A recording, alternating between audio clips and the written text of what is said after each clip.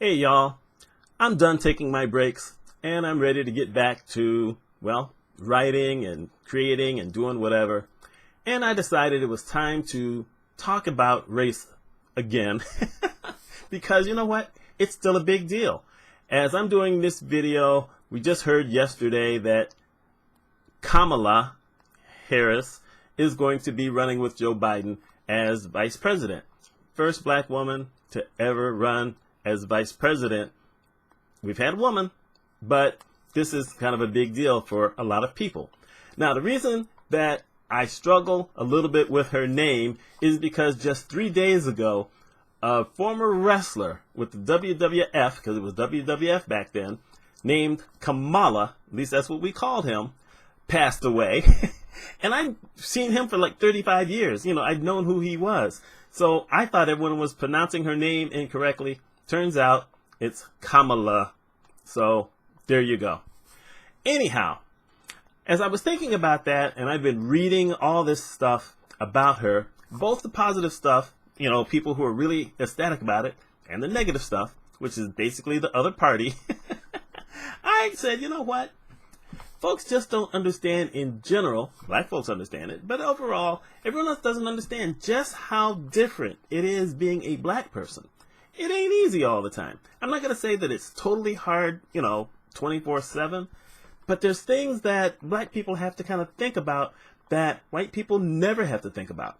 And yes, I'm going to be telling my stories, but my stories are not necessarily all that different from the stories of a lot of other black people. Sure, I've had some breaks that some other folks haven't had, but it doesn't necessarily mean that it takes me away from the black experience. Not 100% anyway. So I'm going to talk about these 10 ways being black is different than you think it is. Let's see what happens. So the first one is when I went into business for myself, I had to decide whether I was going to put my picture on my website or not. Think about that for a minute. A lot of businesses, when they put their websites together, they will have a bio page or an about page. And, they will put up pictures of themselves. And if you're white, you don't really worry about that. But if you're black, you do, especially if you're in a non-traditional industry where there's not a lot of minorities. So my main thing is in healthcare, and my secondary is in leadership. Well, there's not a whole lot of black leaders to begin with who actually are out there doing leadership consulting. And there's even fewer who are black and being a consultant in healthcare.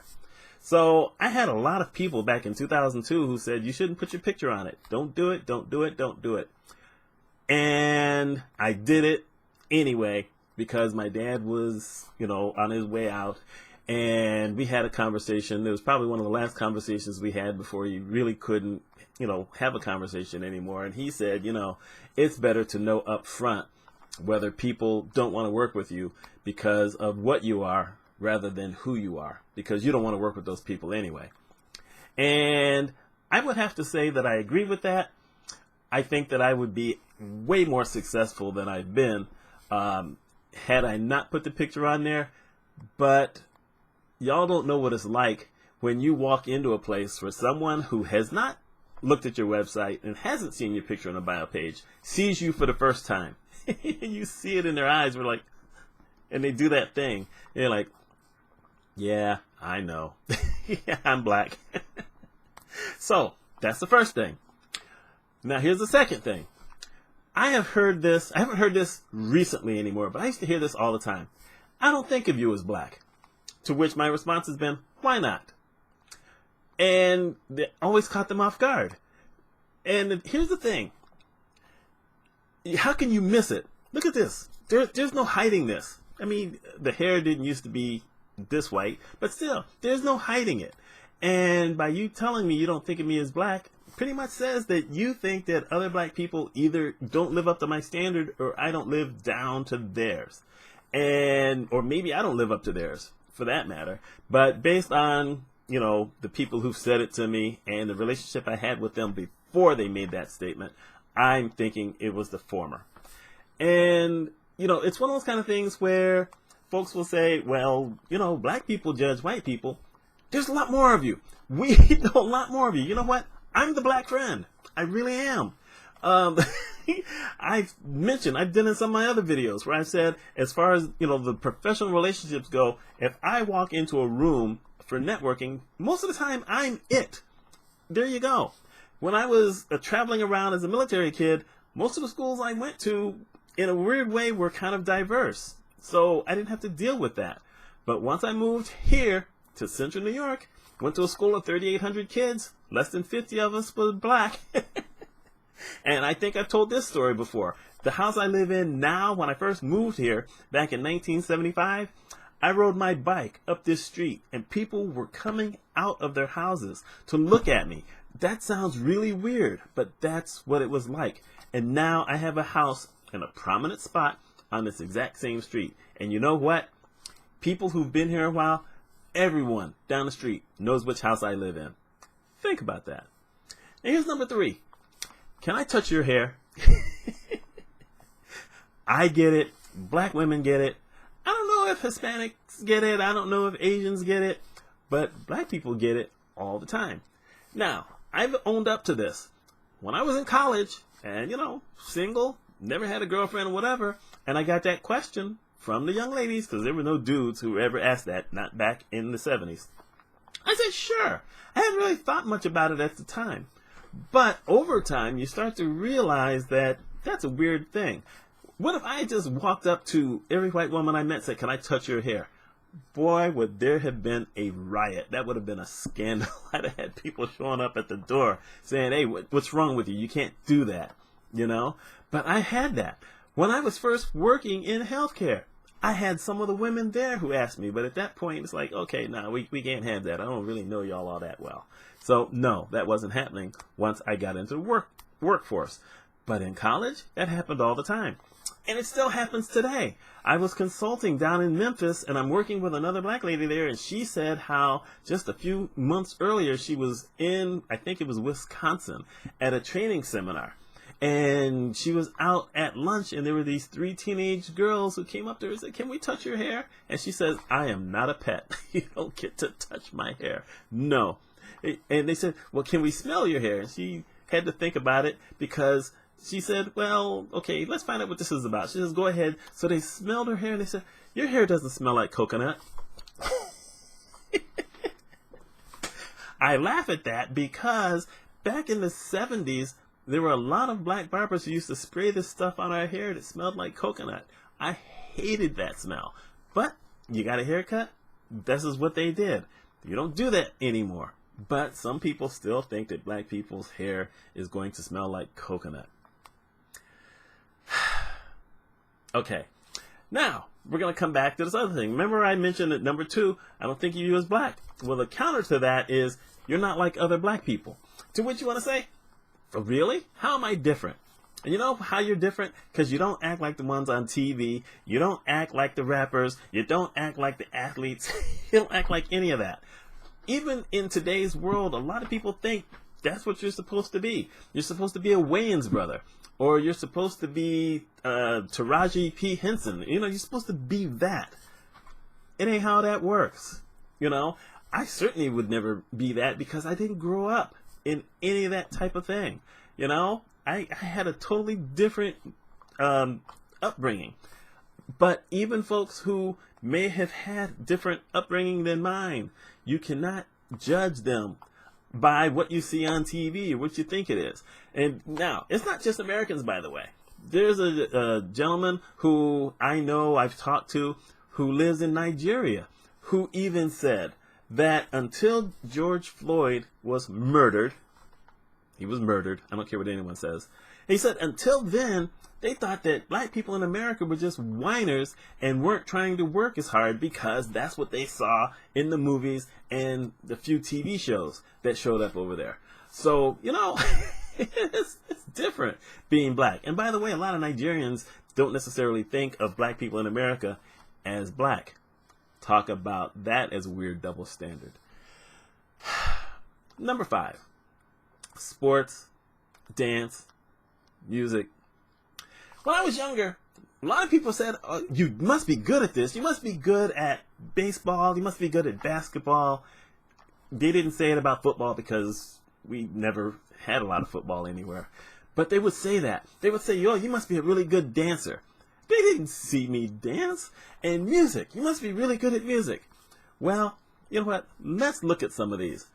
I was pretty good at sports, but I was not like top flight athlete sports. I was good, for my height, but I would not say I was talented. I'll just say I outworked a lot of people.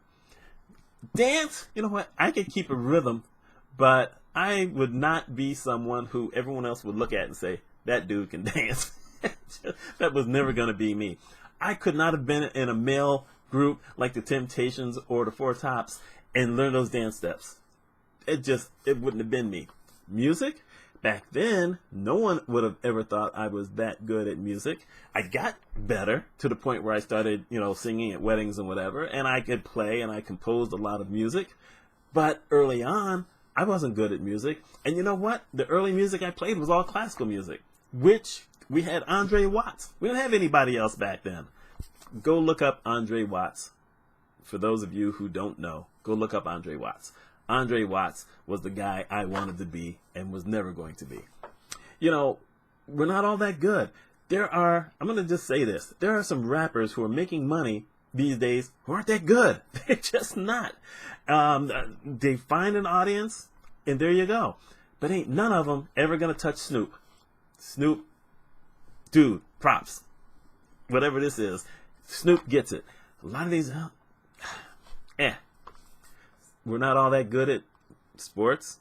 We're not all good at music. We're not all good dancers. Number 6. It can't be that hard being black. There are some successful black people. I've heard this one often. And sometimes they say that about me, and I said, well, no, that's stupidity. Are you kidding? I mean, let's look at the numbers here. Before COVID came, and it really messed everything up, actually, some of these stats still stay the same. Unemployment for blacks was double that of whites. Unemployment for black women was even higher. The median salary for white people in America was around $46,000. For black people, it was around $18,000 a year. Imagine how many people could live actually on $18,000 a year in a lot of neighborhoods. Housing, redlining still exists. They call it something different. Go look up redlining if you don't know what that is. They call it something different, but it still exists.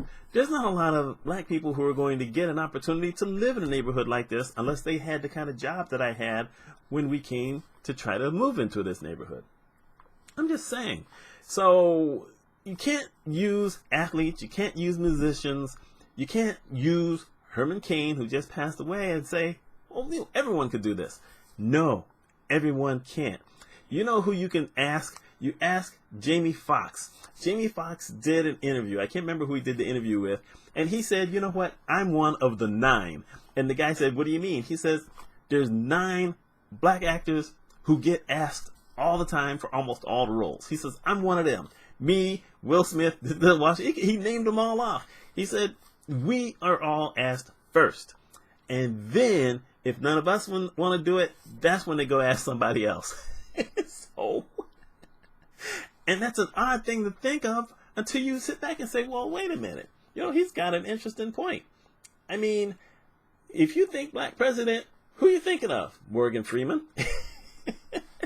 Who also got to play God. If you need somebody who's going to be kind of a fast talking whatever, you're going to get yourself a Denzel Washington. If you need someone who's got at least a little bit of humor in him, you're calling Jamie Foxx. We get The Rock at least, Dwayne Johnson, who's mixed, but still, we get him. We get to call him because his dad was black. It's a stupid thing, but there you go. Just because one person made it doesn't mean that everyone's going to make it. Yes, someone could make it. But boy, it's going to take a lot of luck, a lot of hard work, and someone on the other side who said, you know what, I'm going to give this person a chance. So that's stupid. So here's number 7. What do you mean you can't swim? Look here, I can't swim. Now, once again, my life was different than a lot of other people. But let's face the facts here. A lot of black neighborhoods do not have a pool. As a matter of fact, there was some survey done some years ago. It turned out 61% of black people don't know how to swim. A lot of them are women. Why? Because they can't get their hair wet. Because you get your hair wet, as a black woman, it starts to shrivel up and it gets really tight, and it's hard to get that out. Now, you can try to wear that stretchy thing on your head. I haven't seen anyone do that in the longest time. But I know a lot of black women who are around my age who never learned how to swim. And back in the day, black kids couldn't go to the community pool because a lot of them weren't allowed to go in. Matter of fact, this happened in Philly just last year and 2 years ago. So, a lot of black people can't swim. Think about that for a minute. Even as a little kid, they don't want you in their pool. This is just a stupidity, but it's the kind of thing that you deal with. White folks don't have to deal with that, but black people all the time. So here's number 8. This one is going to sound controversial, but it's not. Number 8, and this used to happen to me a lot when I was going to college. Well, you're black and she's black, you'd make a wonderful couple. So because I'm black and someone else is black, I'm automatically supposed to be attracted to them. Are you attracted to every single white woman you meet? There's a whole lot more of you, but are you attracted to every single person that you meet? Maybe if you're Tony DiNozzo on NCIS, but in general, no. You're not attracted to everyone that you meet, regardless of whether they look like. It's just not how it works. And this is not me sitting out there saying that, we all, how do you want to say this? This is not to say that there should be or not be interracial relationships. How people fall in love with someone else or get attracted to someone else, it's up to them. But let's think back on history just a little bit. How many of y'all know Thomas Jefferson? How many of y'all know how many children he fathered with his slave? A lot. How do you think that a lot of black people ended up with skin color that's a little lighter than the skin color of folks in Africa?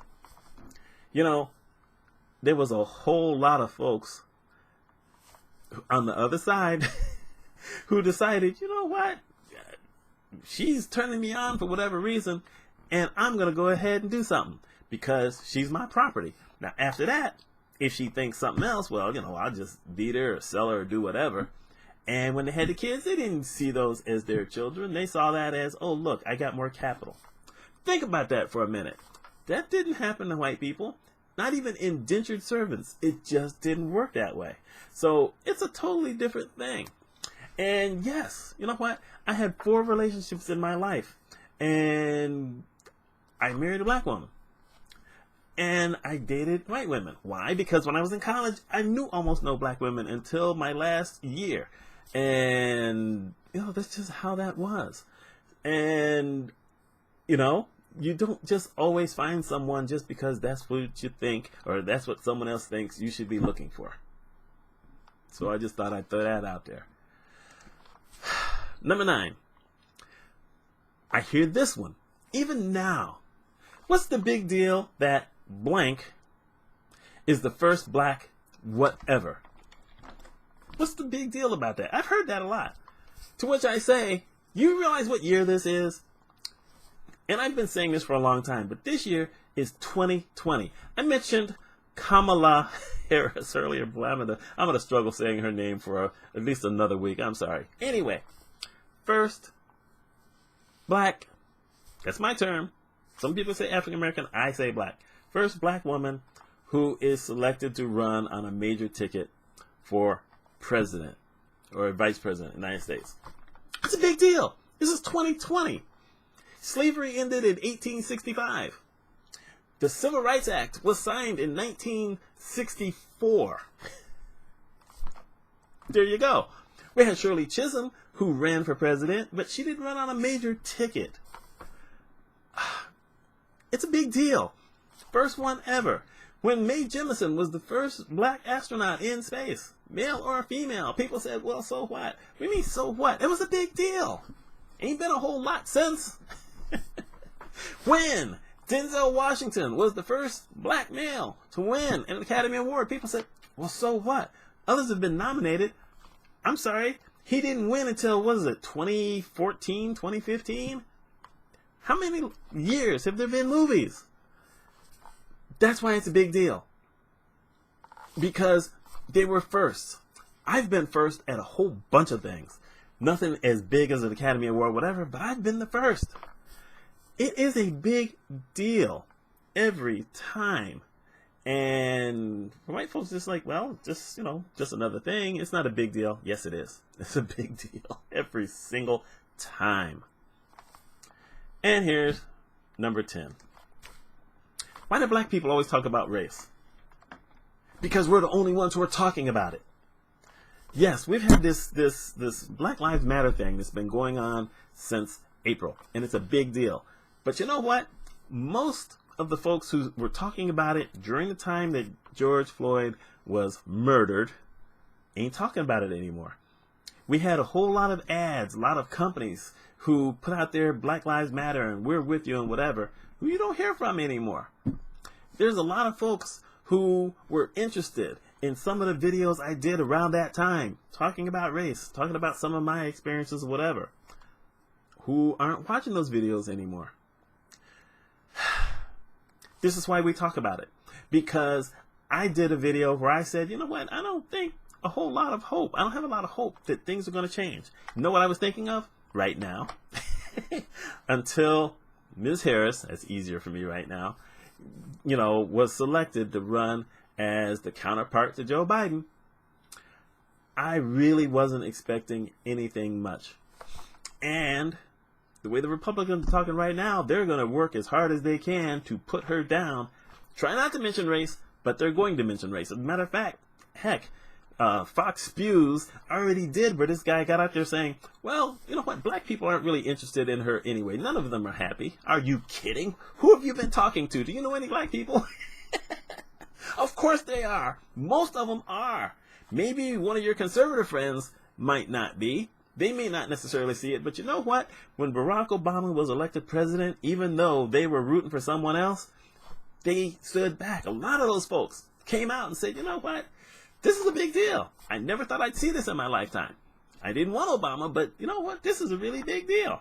I can now tell my child, you have a chance to be president one day. That's why black people talk about it all the time, because no one else does. You can't solve a problem if you don't talk about it. And let's face the facts here. Black women are going to get Biden elected because of Kamala Harris. Black women are the ones who got a Democrat finally elected down in Mississippi when nobody thought it was going to happen. There you go. That's why we talk about race all the time. I don't talk about it all the time, but I talk about it more than white people do. I'm just saying. Anyway, there's 10 ways being black is different than you think it is. Heck, I could do another 10, but we'll just start with that. Let some of my other black friends, if they watch this and want to say something, let them share something. But that's all I got. My name is Mitch Mitchell. I hope you watch this video. I hope you get an understanding of it. Don't feel sorry for us. Don't put us on a pedestal. Just get an understanding and be willing to talk about it. And by the way, another thing, this is out of this top 10 or whatever, I have very few videos. I've got a bunch of videos, but I got very few that get a dislike. You know that every single video except one that's gotten a dislike has been about race or diversity. I'm just saying. Y'all take care.